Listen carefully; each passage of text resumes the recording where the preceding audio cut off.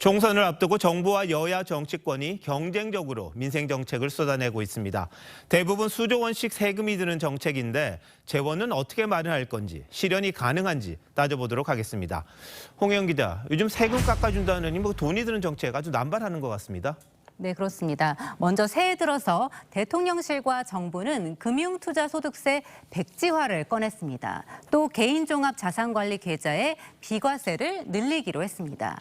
모두 재테크에 관심 많은 2030 세대를 겨냥한 건데요. 이 밖에도 각종 소득공제와 세제 혜택을 포함해 정부가 최근 한 달 동안 내놓은 감세와 규제 완화 대책만 20건이 넘습니다. 전부 세수가 줄거나 아니면 돈이 들어가는 정책 아닙니까?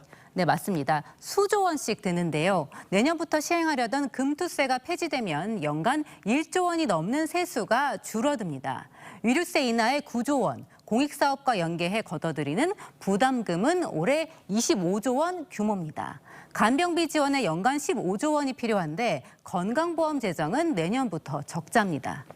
수십조 원인데 이게 가능한 이야기입니까? 네, 그것도 확실하지는 않습니다. 이 주요 정책들은 법 개정이 필수라 야당의 협조가 있어야 합니다. 특히 금투세는 1년 전 여야가 합의했던 사안이라 정부가 일방적으로 폐지하겠다고 하면 여야 합의 파기입니다. 자칫 실거주 의무 폐지처럼 혼란만 부추길 우려도 있습니다. 민주당도 다르지 않을 것 같은데요? 네, 그렇습니다. 민주당은 사흘 전에 양권조정위에서 재정보전액 4조 원이 드는 양곡관리법 개정안을 단독 통과시켰습니다. 윤석열 대통령이 거부권을 행사한 지 9달 만인데요. 국민의힘은 농민 표심을 노린 보여주기식 입법이라고 비판하고 있습니다. 민주당은 또 앞서 보셨던 저출생 대책과 함께 공공의대 설립, 경로당 점심 제공 등을 내놓고 있습니다. 우리 경제 형평상 이게 가능한 겁니까? 감당할 수 있습니까?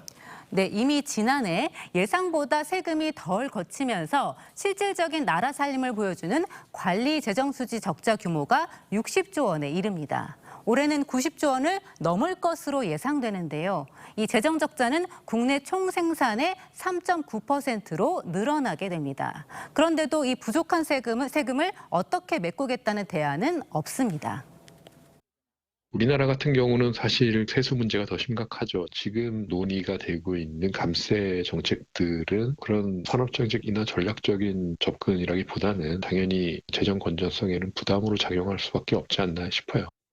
나라 살림이 어려워지거나 말거나 간에 이거 밀어붙이잖아요. 결국 총선입니까?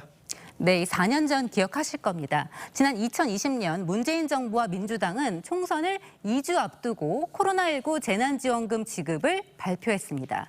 결과는 민주당의 압승이었죠. 지난 정부의 방만한 재정 운용을 비판했던 윤석열 정부도 이 똑같은 유혹에 빠지는 게 아니냐는 지적이 나옵니다.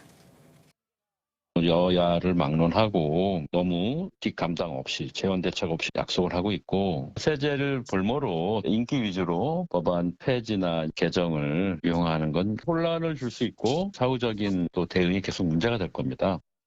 일단 지르고 보자 이런 식의 대응, 유권자들이 심판할 수밖에 없을 것 같습니다. 홍영 기자, 잘 들었습니다.